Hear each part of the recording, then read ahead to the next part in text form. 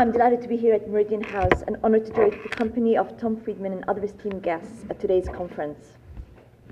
I admire very much the work of building bridges of understanding.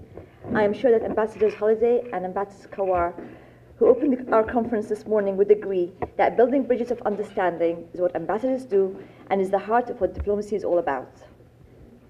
The bridges I would like to build today are about understanding the depth of the ties between the US and Bahrain, and about understanding the strength of the role of women in development in Bahrain. First, I would like to set the context.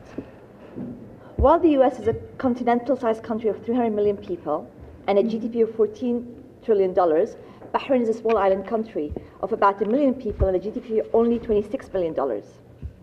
As a consequence of its trading culture, dating back to ancient times, Bahrain has been and remains perhaps the most cosmopolitan of the Gulf states. To quote the most famous Bahraini poet, Qasim Haddad, "We are not an island, except to whoever sees us from the sea." Politically, His Majesty King Hamad bin Isa Al Khalifa has led the way with political, economic, and educational reforms since he ascended to office in 1999. He has set in train a constitutional process that has created a bicameral legislature and ameliorated relations among communities in Bahrain. He has opened up Bahrain's economy, and the results have been to spur our GDP growth rate and cushion the effects of the current economic crisis. He seeks to further transform Bahrain through his Economic Vision 2030, which has as its goal to double per capita GDP. He believes that Bahrain's greatest asset is its people, and he has initiated changes to revamp the country's schools into a modern system that prepares Bahrainis for a democratic future. Economically, Bahrain stands out as a regional commercial and finance center. First, Bahrain ranks the first among the 17 Arab states according to the latest Index of Economic Freedom. Bahrain is also a bridge to other markets in the area, as well as in Africa, Asia, and Europe. And third, Bahrain is a nice place to live. With its multicultural environment, Bahrain has been attractive to foreigners ever since it became known for its pearl diving in times past. Geographically, however, Bahrain is part of a dangerous neighborhood, and security is a preoccupation for Bahrain. I know for Americans, Gulf security issues are important as well, but there is a difference. For Americans, they are matters of foreign policy, but for us, they are matters of survival and immediacy. The neighborhood in which we live is an important reason that US-Bahraini ties are so strong, multifaceted, and long-standing. Our rich and remarkable relationship starts with humanitarian and cultural beginnings, when American missionaries established a school, a church, and a hospital in Bahrain in 1893.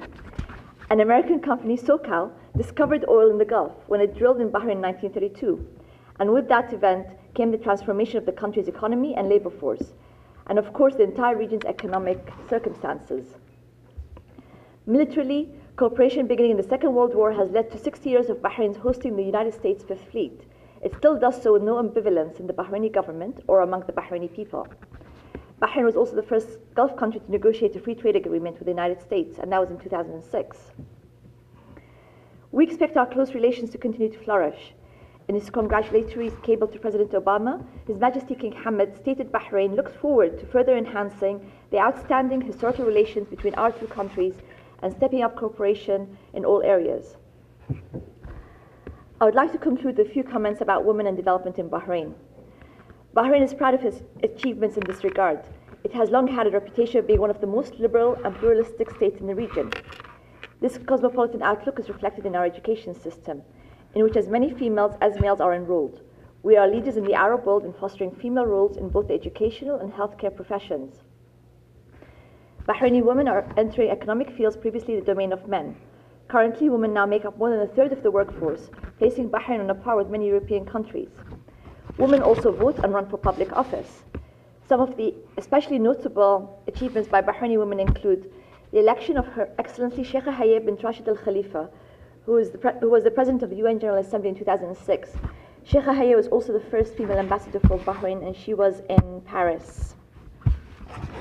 The victory of Latif Al Gaoud as the first woman elected as a member of parliament among the Gulf states. This was also in 2006. And the appointment of 10 Bahraini women, including myself, as members of the Shura Consultative Council. There are 25% females in the Shura Council. There are 40 members and 10 females. Still, there are many challenges. This is very evident when we look at what many believe to be the greatest challenge to women's rights in Bahrain, the absence of a personal status law. Women's rights activists in Bahrain have campaigned for years for a personal status law, claiming the current Sharia judicial system discriminates against women. The situation is currently at a standstill. The challenge in Bahrain comes from a resistance to change on a societal level. In particular, religion is sometimes being misused as a platform to oppose advancements in women's rights. Thus, the path of reform is far from over. Still, as a Bahraini woman from a Jewish family who is now ambassador to the United States, I am very proud of our accomplishments in Bahrain. I am very optimistic about the future, one where women truly enjoy greater freedoms without abandoning the constructive customs and traditions that give our country its distinctive character. I stand before you as evidence of new possibilities in regard to human rights and opportunities for women in Bahrain and the Arab world. Thank you very much.